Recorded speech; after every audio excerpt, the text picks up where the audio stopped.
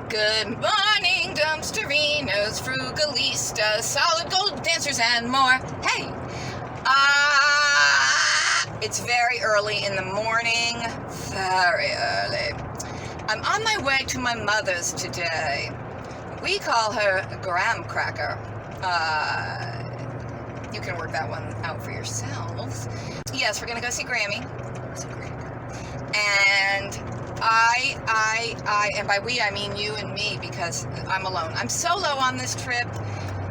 Nobody wanted to come with me, but my mother needed me to come up to help her with some things, because she's quite aged and infirm, dear old thing. I have an hour and a half drive to get there, and it would be similar coming home. And I'm just really hoping that somewhere along the way I can do some dumpster diving, because I really don't like to drive like that kind of distance, put those kind of miles on the car. Well, I don't really care about miles on the car, but use the gas and not get some dumpster diving out of it, passing so many dumpsters along the way as I will. Oh, there's geese, baby geese crossing the road. And luckily, the two semis that are one going, one coming, geese everywhere, they're both slowing down. Everybody's slowing down so they don't hit the goose family. That makes me happy. I once had an absolutely devastating thing happen with a turtle. I know some people are just like, where's the dumpster diving? Why are you talking about turtles? Because that's my channel and I get to talk about what I want. Good going, geese, you made it! All right, you want to hear the turtle story? I mean, we might as well. I mean, you can jump to the dumpster diving if you want, but here's the turtle story. Early one morning, I was on my way to court because, you know, back when I was a social worker for the state, occasionally we had to go to court. In fact, pretty frequently we had to go to court. Anytime a child is removed from his or her parents or guardian by the state's child welfare agency, that's a litigated case, so you're gonna go to court. So there I was, on my way to court, not in my own county, doesn't matter where I was, but I believe I was in the county where John Bon Jovi grew up, or is it Springsteen? I don't know, one of them, maybe both of them, I'm not sure. I will tell you this, one of my foster parents back in the day, she went to high school with John Bon Jovi. I was so close. And I did ask her, please take me to your high school reunion as your date. I mean, forget your husband, like, take me. That never materialized. So I was driving to court, I was going down the main street of the town, and there was a turtle, a little box turtle, you know, like a turtle, crawling down, well, not crawling, he was walking down the center yellow lanes that divided a 2-lane road, right? There he is, and it's morning traffic, you know, it's like 8:45 in the morning, it's rush hour in this town, and I was like, oh my God, there's a turtle in the road. So I quickly, as fast as I could, found a place to pull over. I pulled into the driveway of a psychologist that I knew of because we had used her for psychobals for various of our cases. So I was like, oh, I know where I'll pull into her driveway. So it was like a block up from where the turtle was. So I pull over and then I'm running back. I'm in my clothes for court. I'm in my lady shoes. Because I'm a lady. And I run back and I'm running. I'm going to rescue the turtle. I'm running. And just as I get close, I hear this sickening crunch sound. A car had driven over the turtle and killed it and crushed its little shell. The turtle was on the yellow lines in the middle of the road. Nobody should be crossing the yellow lines. Nobody needed to. I feel like somebody went out of their way to kill this turtle. Just driving slowly in traffic, slowly. You know, in this like 25-mile-an-hour zone, stuck in morning traffic in this little town, slowly, turtles on the yellow lines, and really you had to swerve your car and crush the turtle. And I have to tell you, I was nearly suicidal about this. I went to court, and everybody was like, oh my God, what's the matter? Because I was so upset. And, you know, the various other social workers there and attorneys and stuff that I knew, and I told them the turtle story, and I was crying. And I was like, how can I go on living in a world where people go out of their way to kill a turtle with their car? Like, how can I live in a world where innocent life is just destroyed like that? Like, I was beside myself. I was like, I have to go into the court bathroom and slit my wrists now. I can't live in this world. Clearly, I did not kill myself over this particular issue, but it was a very disturbing, and it continues to bother me because I've never forgotten it. It's really upsetting, and I'm glad we could talk about it. I'm glad we've had this little therapy session because, you know, I'm working through the feelings. I'm getting it out. It was a long time ago, but it was so sad. I remember another time I was on my way to a training for work, because you have to do like 40 hours of training every year. There's a lot of training. You think like just yahoos get hired to be social workers and that's it, and they have no idea what they're doing. Oh no, that's not the case. I mean, there are good social workers and there are bad social workers, don't get me wrong, but at least the state does mandate that you have all this ongoing training. I mean, it's a lot of training. So anyway, I was on my way to training, and I wasn't exactly late yet. I was kind of on a back road. I had pretty far to go. And the car ahead of me hit a rabbit, because I wasn't on the highway yet. I was on a back road, and then just drove away. Hit a freaking rabbit and drove away. So I stopped, and for some reason, don't ask me why. I mean, the universe provided, but I had an empty cardboard box in the car. I don't know why, I don't remember, but I gently, oh so gently, scooped up a rabbit who was still alive and not happy, put him in the box, and then I drive off to the vet. So I'm like, yeah, and you are not supposed to be late for training, just let me say. They get very upset when you're late for training because they think that you're treating training like it's an off day. Like, no big deal, it's not real work, I'm just gonna go sit in training all day, who cares if I arrive late, who cares if I pay attention? Like, they don't want you thinking that way. So they get really upset if you arrive late. Like, some trainers are pissier about it than others, let me just say. Like, they get way bent out of shape. And this was this kind of trainer. I think this was when I first became a supervisor, and I was in this like ongoing supervisor training. So I knew the trainer, I knew the other participants, because other up-and-coming supervisors, we were all in training together for a while. So I knew the deal, but I had this injured rabbit. So I go to the vet, I take the rabbit, and then I get to training, and they're like, why are you late? This is unacceptable. I'm like, rabbit story, had to save a rabbit. And then throughout the day, I'm like leaving training and calling the vet, like to get an update on the rabbit, like, how's the rabbit doing? How's the rabbit? How's the rabbit? And the vet is telling me, oh, the rabbit's not doing well. The rabbit's not doing well. The rabbit's lying down. And rabbits really never lie down like that. And I'm kind of like, what are you talking about? I have a pet rabbit. My rabbit lies down all the time like that. Like, yeah, they do lie down. So then I call at one point later in the day, and the vet's like, yeah, we had to put the rabbit down. It wasn't doing well. It was lying down. And I was like, you killed the rabbit I saved. You put down? Look, WTF, vet? They lie down. I mean, it was very upsetting. Another upsetting loss. Another time, my older daughter was in New York. I don't know why. I don't know what she was doing. I don't know who she was with, but she was in Chinatown. And there was a store, you know, the kind of stores where they have like a lot of dead chickens hanging in the window? Okay, it's that kind of store. So I guess we call that a grocery store. And they had turtles, live big turtles, all piled on top of each other in a big bin for people to buy and kill and make into turtle soup, right? So she was very upset about this. She was very upset. So she called me from New York on her cell phone and said, Mom, can I buy 100 turtles and bring them home? Can I put it on the American Express card? And I was like, no. I get where you're coming from. I'm with you on the turtle rescue. But please don't buy 100 live turtles and try to bring them home on the train, and then, like, what are we going to do with them? So I said, go ahead, like, buy 3, rescue 3. The universe will help you pick out the best 3 turtles. So she rescued 3 turtles, brought them home.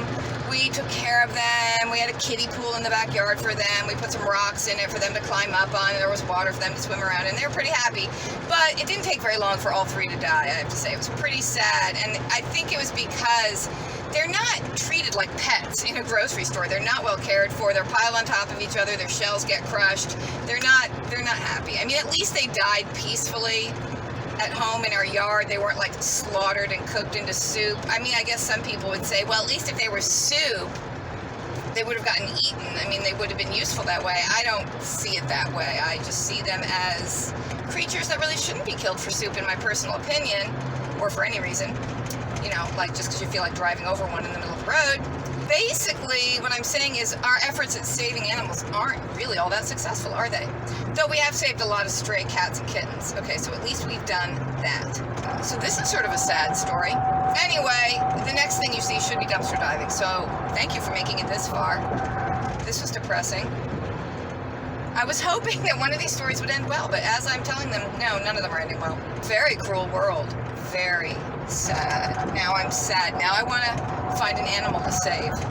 Do you people also try to rescue animals? Like, I'm the kind of person, we see dead deer a lot on the roads in New Jersey, I guess because we have a lot of deer and we have a lot of traffic. And whenever I see a dead deer, like, it makes me so sad, and I send up a little prayer for it, and I ask God to bless the soul of this deer, though, you know, animals don't need God to bless their souls like that. Like that, it's blessed to begin with. I mean, it's an innocent animal, right? I mean, and I don't know. I'm gonna make the assumption that the souls of animals are in heaven because heaven's a perfect place, right? Isn't it? In the presence of God. And how could it be perfect without animals? Some people say animals don't go to heaven because animals aren't sinful and fallen, and therefore they don't get redeemed, and therefore they don't get to go to heaven. But I say heaven would be a less perfect place without them, so they must be in heaven. That's what I say. I don't know. I'm not quite sure that's biblical. I don't know. Okay. Shut up, Amy, and do some dumpster diving. Really, I'm just trying to entertain myself a little bit on my way to my mother's. Okay, I'm getting geared up for the day ahead. I was going to say day of torture, but I don't want to be, I don't want to be pessimistic about it. It might be delightful. I highly doubt that. But anyway, okay, dumpster diving next. Okay, guys, I'm at the Dollar Tree dumpster, and it's gross. There's just garbage. I'm not going to get anything. But speaking of animals, I just want to show you, because it's kind of cute what's in there. This is a rare and fun wildlife encounter. So I peeked in. Look who's there. Hello, cute raccoon. It was just sleeping a minute ago when I peeked in. You are adorable, sleeping in the trash. Look at your little face. You woke up because I was talking. Now, my question is, can you get out? You're not stuck. I don't want you getting dumped in a garbage truck and being taken away. Look at your little pointy nose. I hope you can get out. Now I'm worried. Now I feel like I need to rescue this little sleepy guy. But seriously, if I tried to, it would probably bite the crap out of me. And I don't want to get bitten by a crazy raccoon. But how are you going to get out? You can't climb up the sides. That's the problem. You're so adorable. I feel like I need to go into the store and tell them, oh, by the by, you've got a raccoon in your dumpster. I just happened to be looking. And you need to call animal control or something to get it out so it doesn't get hurt or killed. You're such a sweetie baby. Yeah, okay. I actually need to do that. I have to. I can't just drive away and leave it in there. It's because the dumpster's not full enough. It's not going to be able to get out again. And I can't make the phone call because I'm using a phone that will do everything but actually make phone calls. It's not set up as a phone. Okay, so I went into the Dollar Tree and I told the manager, you've got this sweet and adorable little raccoon back in the dumpster. I just happened to be peeking in there for no apparent reason. And I don't think I can get out because the garbage is too low. And he's like, oh, they can get out. They're in there all the time. They can get out. I was like, really? Because I don't know how he's going to scale the side of a dumpster, but he's like, yeah, they can get out. But he said they get raccoons in there all the time. And what they have to do is call pest control. And they'll come and bait a trap and trap the raccoon. And I said, trap it like not in a bear trap that's going to kill it, right? Like, and he goes, no, they trap them and they release them. Like, they're not allowed to kill them unless they have rabies, and then they kind of have to. And rabies is a problem in the raccoon population, but not that little guy, not that friend. He wasn't rabid. So he went to call pest control so they can get the raccoon out of there. Because I said, what if the garbage truck comes? I don't want him to be killed. I mean, this guy, I got to tell you, he did not share my love of wildlife in the least. But I advised him to learn to love raccoons. I said that's what needed to happen. So, okay, hopefully it will get trapped and released into the woods and not go sleep in dumpsters anymore. We know that's not a good choice. I feel good that I think there will be a positive outcome for this little raccoon because he was awfully cute. What should we name him? I am feeling Henry. That's just what I'm feeling. Do you think it was a boy or a girl? What do you think? Henry? Henrietta? No, I think Henry. Harry? Prince Harry the raccoon. Oh my goodness, guys, you wouldn't believe what I just did. I actually just paid money for something. I actually just bought something. I stopped at an estate sale because I was just driving along on my way to my mother's, right? We remember that. And I'm driving through kind of like a rich area, and I saw a sign that said estate sale. So I thought, I don't know, that could be kind of like fun just to pop in and look, right? So I drive up this massively long driveway, and there's this freaking mansion. And I'm like, that looks fancy. It's a 14-acre estate, right? And while we're waiting outside to get in, because it opens, like we had like 15 minutes to wait. So, you know, the crowds are gathering, we're milling around and so forth, chit-chatting. And there's some white wicker furniture out front, kind of like for people to sit on as they're waiting or whatever. And okay, so there's a white, and this is what I bought.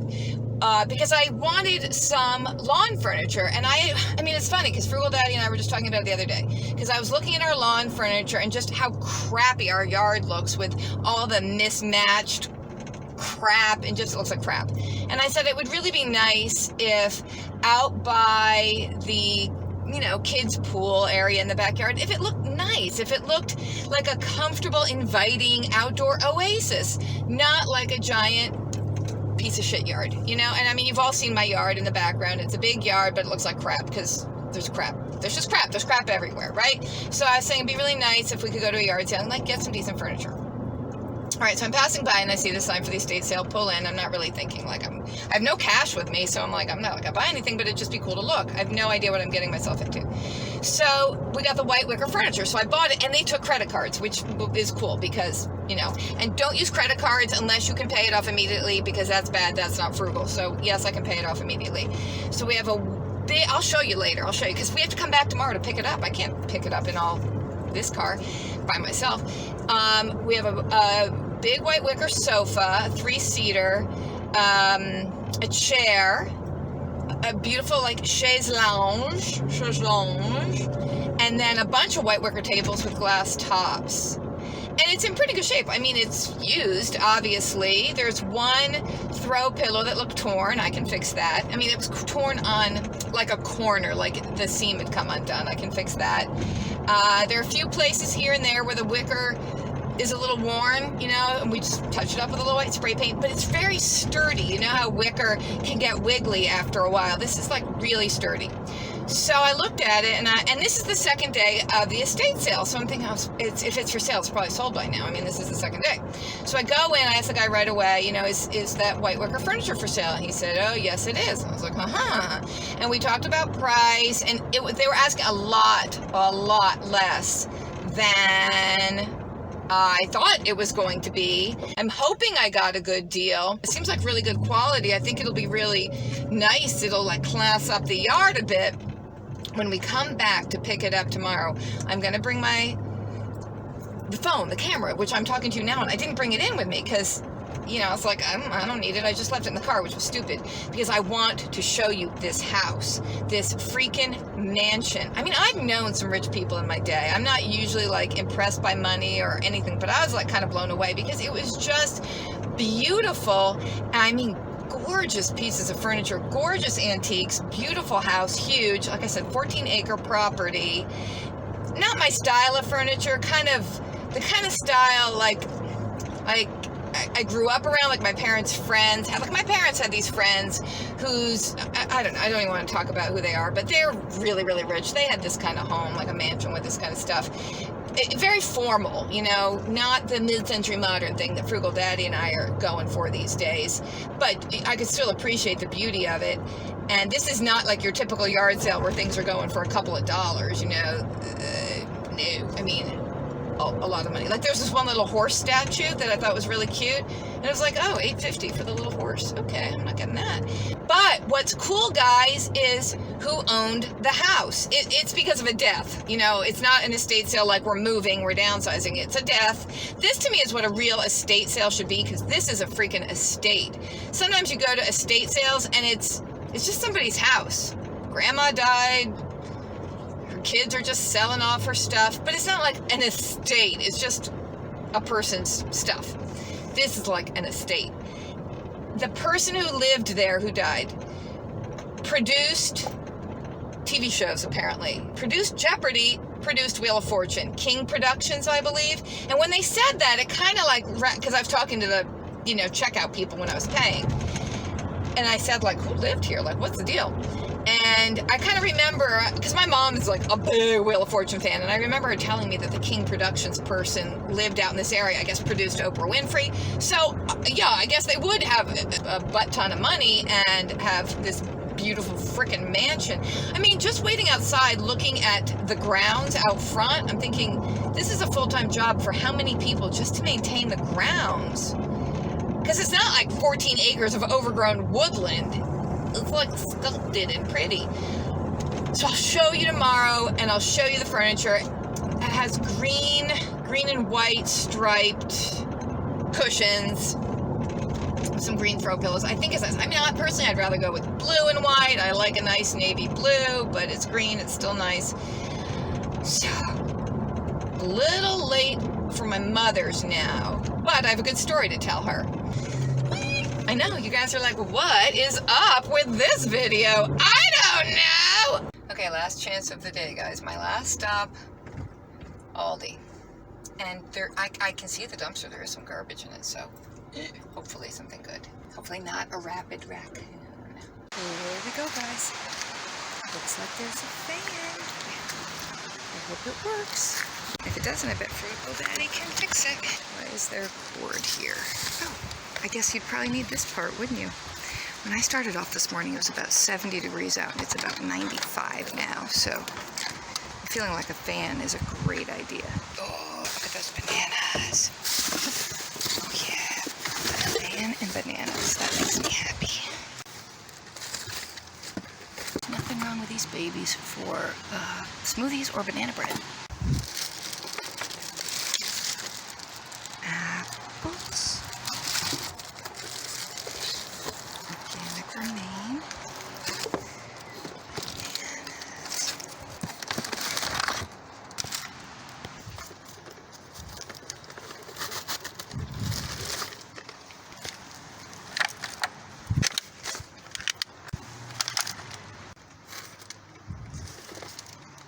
This is pretty much going to be a what I can reach off the top kind of a day, I think.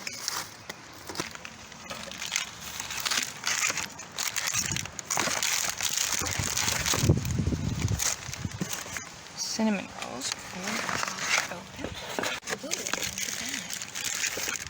Bagel skinnies. I don't think I've ever even tried those before.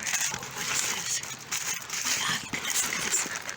Cupcakes. I mean, kind of melted, kind of smushed, but still cupcakes. I gotta say, this box was really heavy. Alright, anything else I can easily reach? We've got some gum.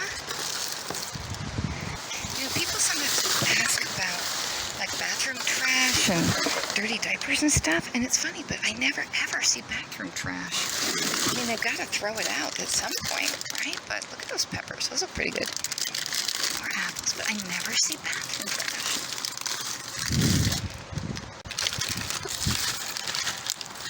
These apples look pretty good, but I gotta say there's one really mushy one in there. More bananas, and these ones are organic. I'm so happy now that we finally found some food together. Anything else I can grab? I'd like to grab those potatoes, maybe some grapes. No to the grapes. The grapes are moldy.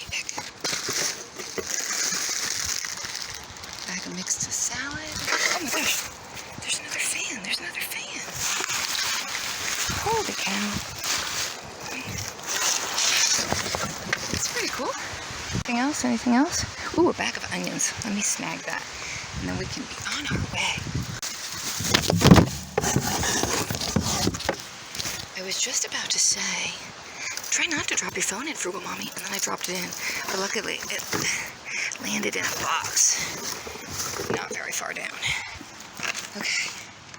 I had to grab a box for the onions because the bag broke. But I also then found an unopened package of these Aldi brand type Pringles. Okay, now I'm totally psyched. Now we can go home happy. Lots to tell Frugal Daddy about. And we didn't get busted. So that means happy Frugal Mommy. Okay, guys, I know it's been a long and arduous video. Thank you for making it this far. Let's take a look at what I actually did pull out of the dumpster, and then let's say there will be a part 2 of the video where we can look at the lawn furniture I bought, and because we have to go pick it up, and then I'll take you on a little tour of the fancy schmancy mansion if you want to see the fancy schmancy. But they have had the estate sale going for several days already, so you know, some of the cool stuff might be gone. You know, people buy it, they actually leave with it. So here's the food we got from Aldi. We got some onions. They're actually firm. They're in good shape. They're not all like, you know how they get mushy and horrible.